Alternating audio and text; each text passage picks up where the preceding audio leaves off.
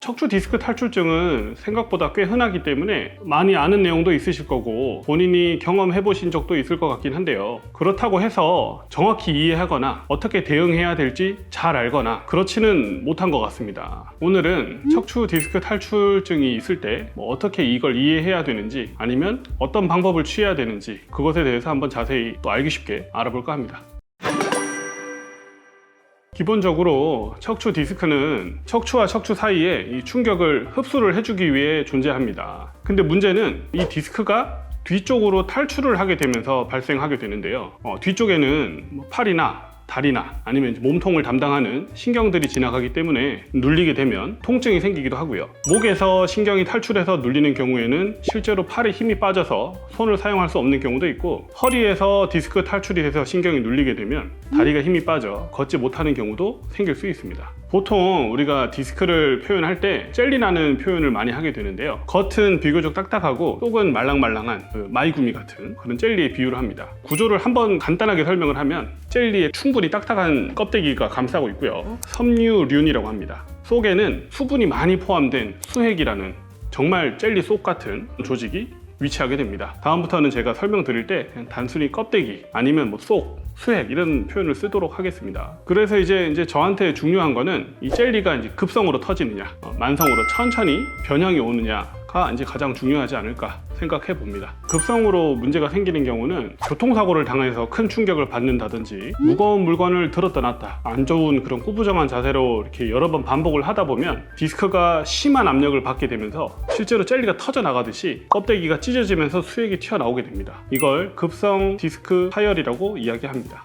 이런 급성 디스크 파열이 있을 때는 저희가 이제 피부가 손상되고 나서 아물 때 염증이 크게 생기고 붓죠. 급성으로 디스크 파열일 때도 동일합니다. 아주 심한 염증이 동반될 수밖에 없고, 그로 인해 허리 신경이 아니면 목에 있는 신경이 잘 눌리고 실제로 걷지 못하거나 팔이 아파서 꼼짝 못하든지 그런 일들이 아주 흔하게 일어납니다. 심한 경우에는 팔에 힘이 없어서 젓가락질을 전혀 하지 못한다든지, 또 허리는 다리에 힘이 아예 빠져버려 가지고 보행이 불가능해진다든지 그런 경우까지도 발생할 수 있습니다. 급성으로 디스크 파열이 되면 사실 아주 좋은 선택지가 크게 없어서 입원을 해가지고 거의 3개월 이상 쉰다든지, 아니면 나는 일을 해야 되니까 스테로이드 주사를 맞아가면서 염증을 좀 많이 가라앉혀서 생활을 하면서 아프지만 참고 지내는 방법도 있고요. 마지막은 너무 증상이 심하고 실제로 힘이 빠지는 경우에는 수술적 선택이 필요한 경우도 있습니다.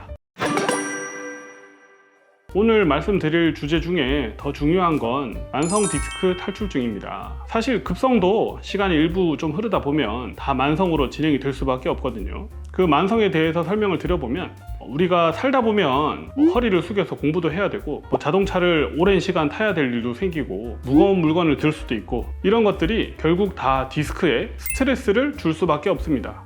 물론 크지 않은 디스크라 당장은 증상도 없지만 스트레스들이 누적이 되고 또 점점 쌓이다 보면 나무가 나이테가 생기듯이 천천히 수년간, 20년, 30년간 천천히 탈출을 하게 됩니다. 그래서 이걸 만성 디스크 탈출증이라고 합니다. 예를 들어보면 저희가 침대 매트리스를 쓰잖아요. 매트리스에 누워 잘 때 처음에 딱딱하고 평평한 잘 유지되던 매트리스가 몇 년간 계속 사용을 하다 보면 어느 부위가 일부 꺼지게 되죠. 근데 우리는 사실 불편감을 잘 못 느끼고 꺼졌는지를 한참 뒤에나 알게 됩니다. 사실 이게 만성 디스크 탈출증이랑 제 생각엔 똑같은 것 같습니다. 아주 천천히 튀어나오기 때문에 신경도 위치를 본인이 적응을 해서 변화를 합니다. 그 반대로 말하면 디스크 탈출증이 있을 때도 통증이 없을 수 있습니다.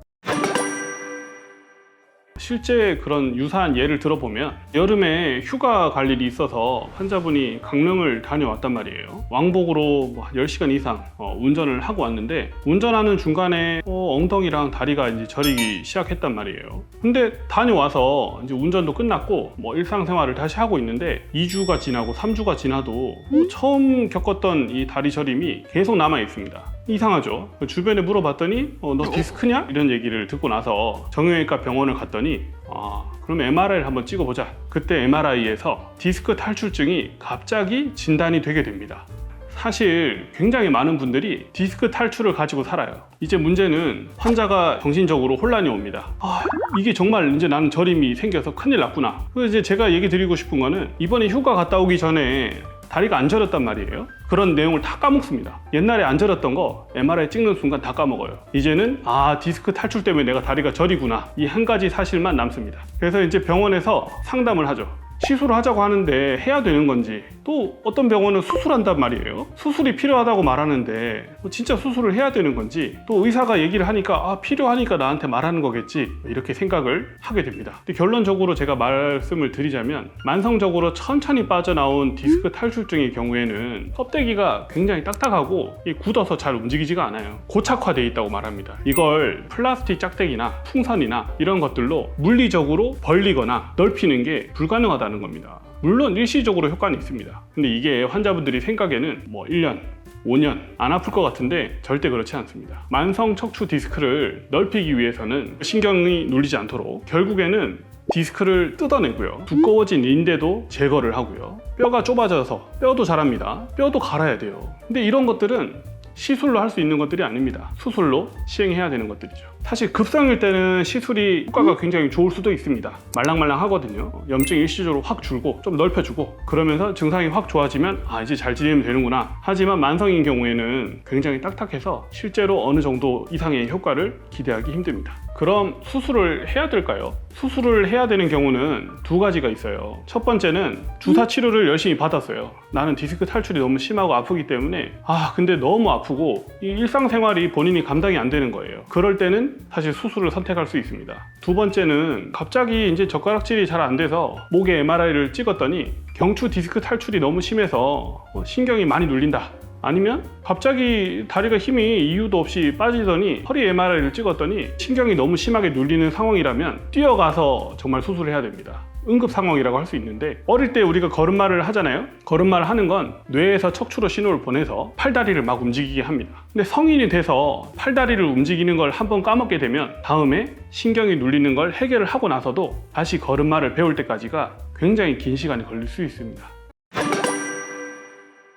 그러면 수술할 정도로 아프지는 않았는데 다리가 저리다, 서 있기가 힘들어요, 걷기가 힘들어요, 그럴 땐 어떻게 해야 될까요? 사실 되게 흔하지만 척추 신경에 직접 치료하는 방법들이 많이 있습니다. 사실 첫 번째로 권하는 거는 신경치료를 충분히 해봐라, 그렇게 권하기도 하고, 나라에서도 이 신경치료에 대해서 다 보험을 해줍니다. 그만큼 널리 알려져 있고 국가에서도 인정이 돼 있는 치료라고 할 수 있죠. 그럴 때 이제 우리가 척추 신경에다가 직접 주사를 할 때 스테로이드를 사실 좀 쓰게 됩니다. 스테로이드를 직접 씀으로써 그 신경 주변에 있는 염증이나 부기를 굉장히 강력하게 이제 가라앉히게 되는데요. 그런 과정을 통해서 신경이 눌리는 걸 피하고 통증도 사라지게 됩니다. 제가 진료를 볼 때 좀 힘든 건 환자분들에게 이 스테로이드란 이 단어를 들려드리는 순간 환자분들이 거의 난 지금 너 몸에 나쁜 걸 나한테 쓰려고 하는 거야? 그런 약을 써도 돼? 이렇게 표현을 하는데, 사실 스테로이드는 아니면 소량을 적합하게 자주 사용하지 않으면 전신 부작용이나 문제점이 크게 없습니다.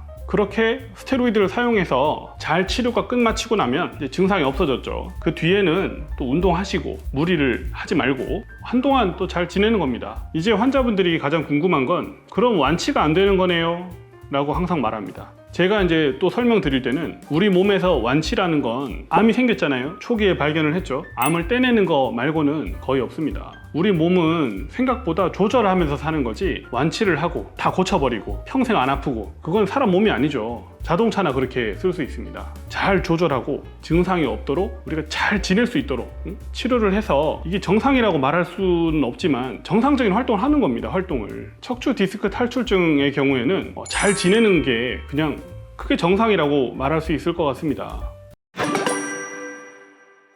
사람 몸은 아프지 않고 증상이 없을 때 전혀 문제가 없는 것 같지만 단순히 잘 조절을 해서 지내는 겁니다. 그걸 이제 관리하는 병, 만성병이라고 합니다.